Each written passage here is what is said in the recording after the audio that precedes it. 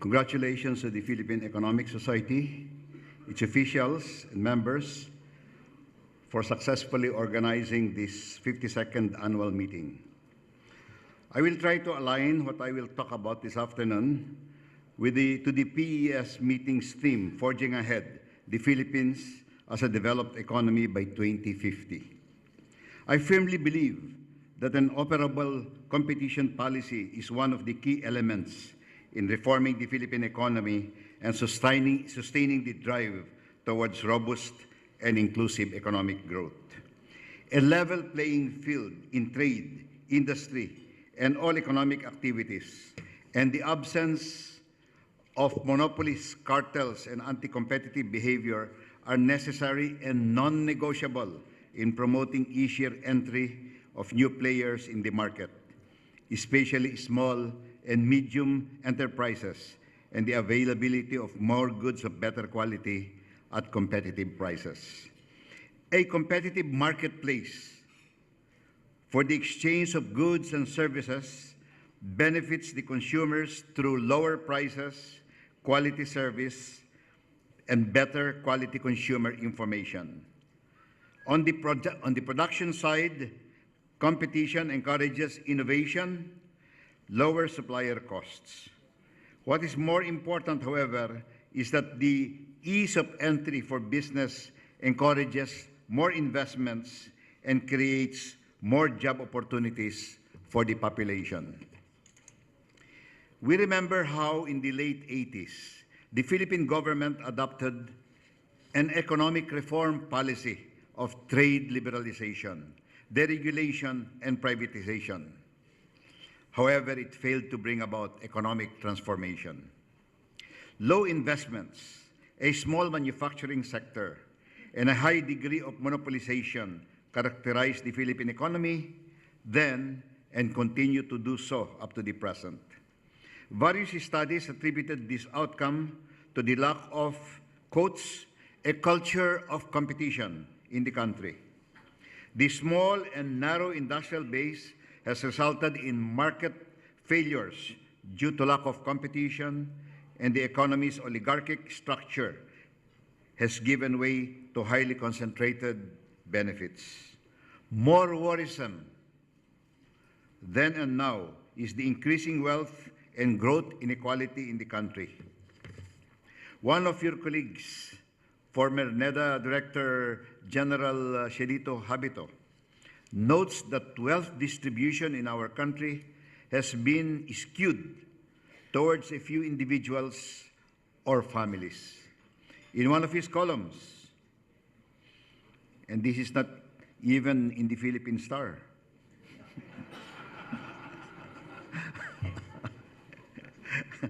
he pointed out that the richest 1% of Filipinos account for 60% of the total GDP. And the income of the top 150,000 families is equivalent to the income of the bottom 6 million families. He also noted that the increase in the aggregate wealth in the years 2010 to 2011 of the 40 richest Filipinos, as reported by Forbes Asia, was about 76% of the increase in GDP in that period, as compared to only 33.7% in Thailand, 5.6% in Malaysia, and 2.8% in Japan. I myself find those figures really unbelievable, no? But those are the figures. Let me point out, however, that I have nothing against the wealthy families in our family. I wish I would had married into one of them myself. I personally know many of them, especially those who started from humble beginnings. I can attest to their hard work and their sheer determination. Indeed, they truly deserve the success and fruits of their labor. However, as I mentioned earlier, and this is based on studies of many economists like you, some of our firms and businesses have thrived not through higher productivity, not through efficiency, but through special privileges, connections, protection, or unfair trade practices. All these are clearly and unjustly at the expense of the overwhelming majority of our people. This is what we would like to address with a strong competition law or antitrust law that promotes market competition by regulating anti-competitive conduct. Ms. Ronit Khan, the head of the Israel Antitrust Commission, pointed out that a good competition law should have the following features. First, the law covers all sectors of the economy. Second, it makes markets work better. Third, it provides for an attractive investment climate. Fourth, there is no distinction between public and private enterprises. Parehong kailangang kumayod. Fifth, the law promotes operational independence. And sixth, it includes a solid sanction system. The general assessment is that our existing laws are inadequate in promoting a strong competitive market. Indeed, various legislative proposals on competition policy, antitrust, have been filed in both Senate and the House since the 14th Congress. At least we are aware of that, perhaps even in earlier Congresses. However, these have languished at the early stages of deliberations in the committees. Past failures to pass a competition law can be attributed to either the lack of appreciation of the economic and social benefits of a strong competition policy, or the strong opposition from the sectors of our society that benefit the uncompetitive practices and therefore prefer the status quo. I think it's a sad combination of both. Nonetheless, I'm optimistic that the present political and economic landscape augurs well for the enactment of a comprehensive competition law. International trade agreements to which the Philippines is a signatory provide the context for the implementation of a competition policy capable of achieving the goal of a market-driven, open, and outward-looking yet inclusive economy.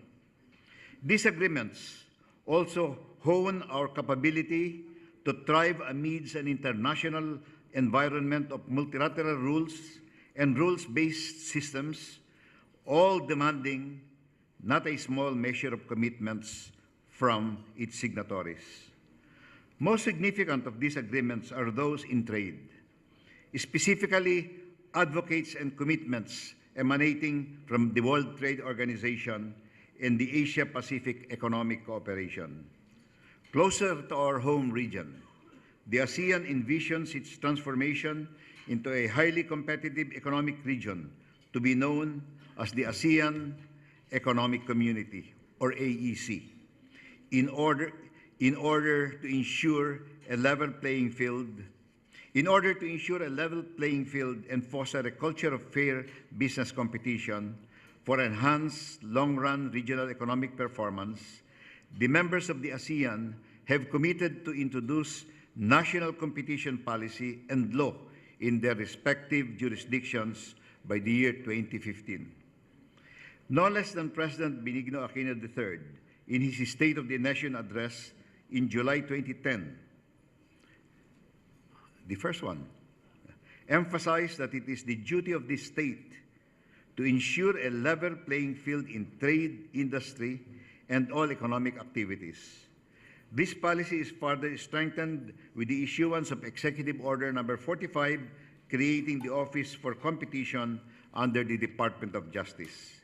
EO 45, however, is not sufficient to institutionalize a comprehensive and fully developed antitrust policy. There is a need for our old and fragmented laws on competition to be updated and harmonized. For instance, it is important to have clear definitions for terms like competition, firm dominance, and anti-competitive behavior and practices.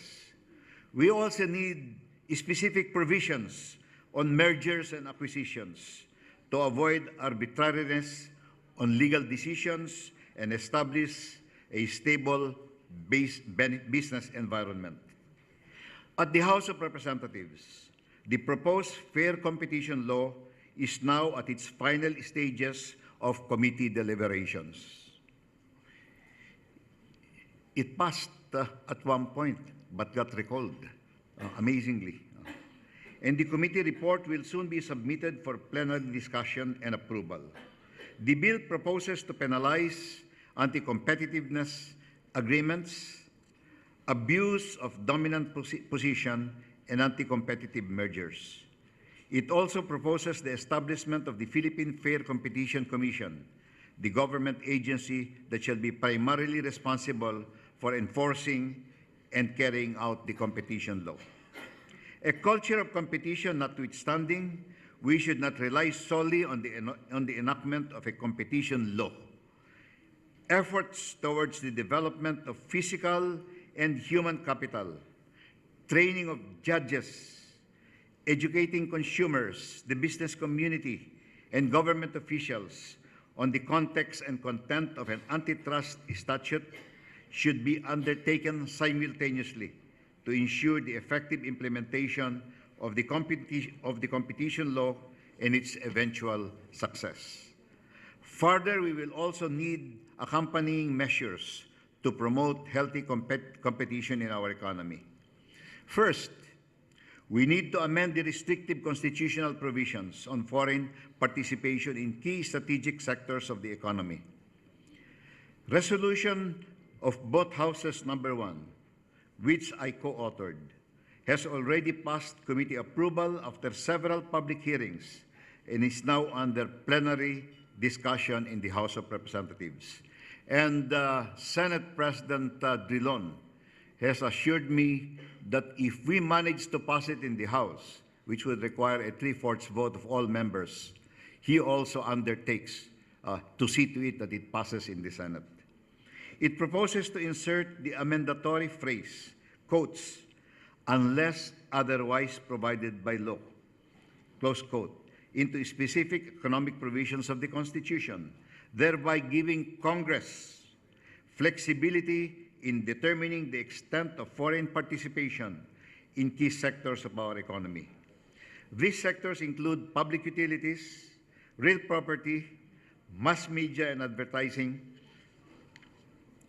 although perhaps it's not that needed in mass media and advertising, educational institutions, very important, educational institutions, and the development of natural resources.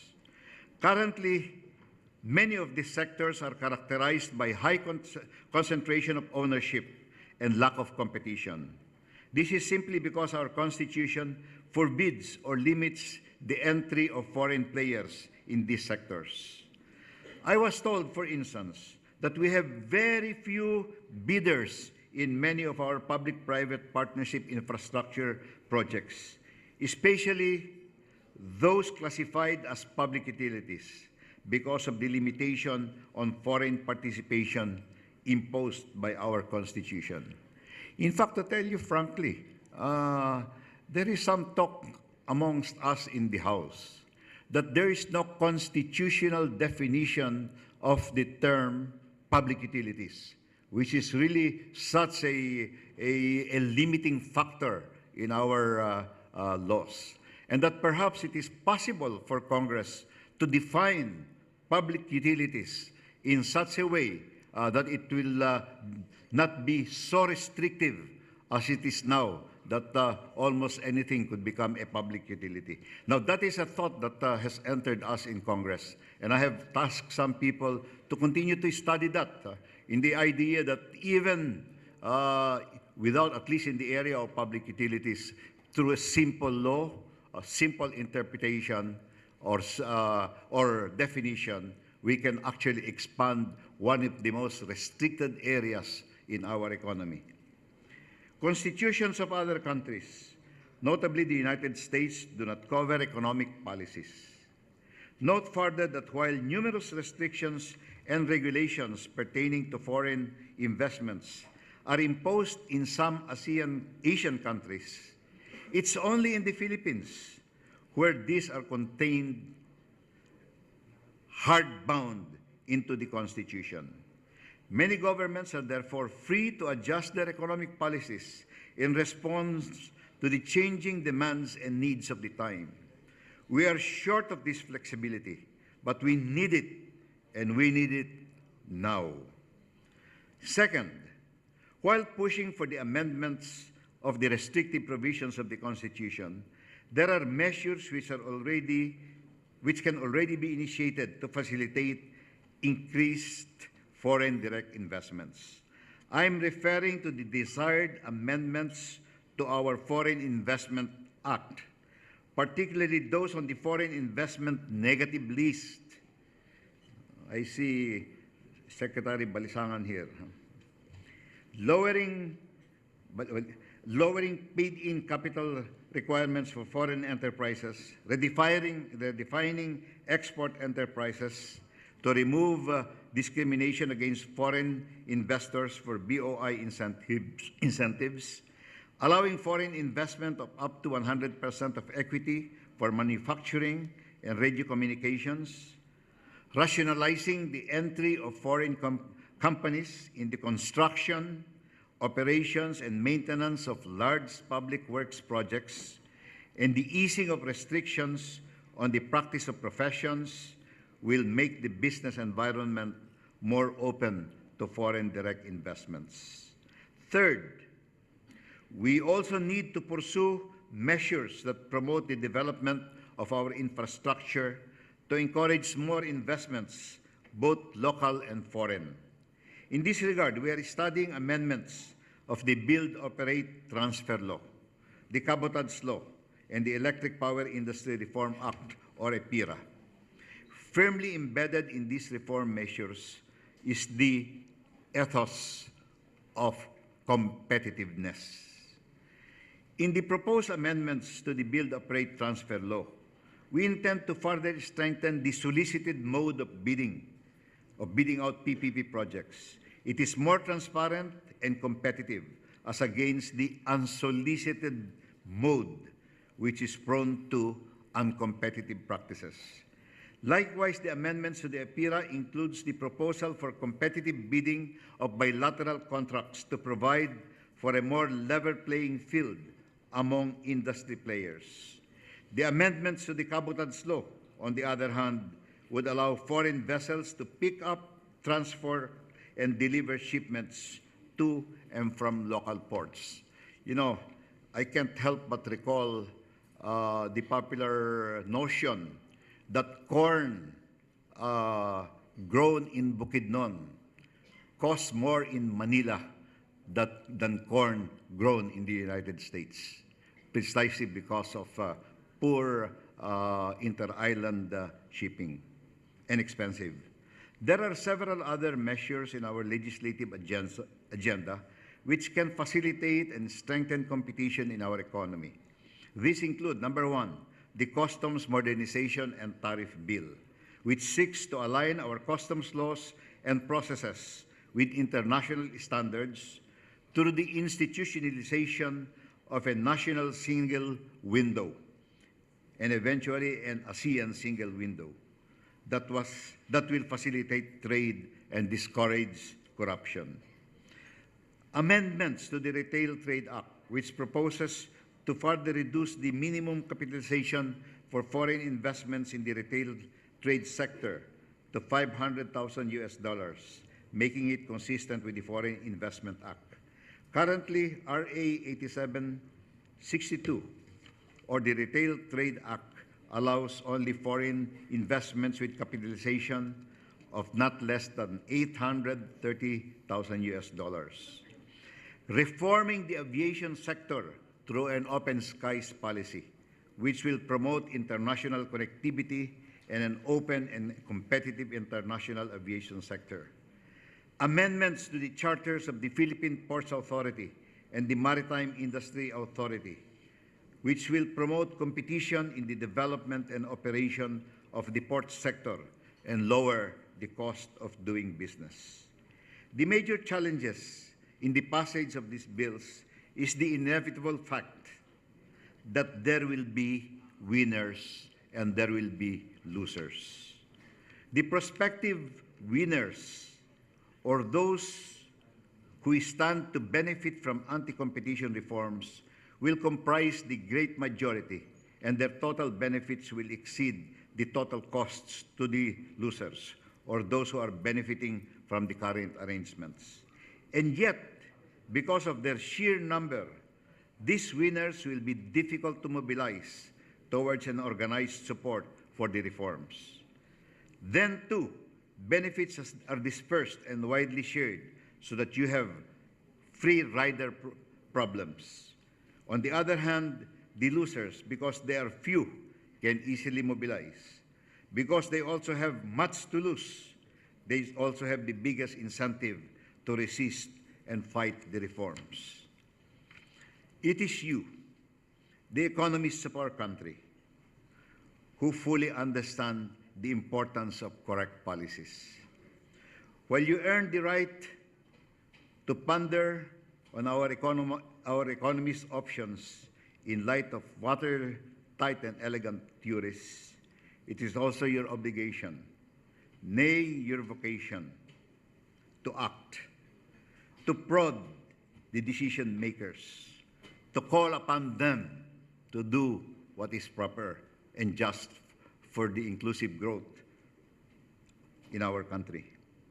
I am counting on the Philippine Economic Society to be true to the spirit that first brought you together, and in that spirit, give our countrymen what they deserve.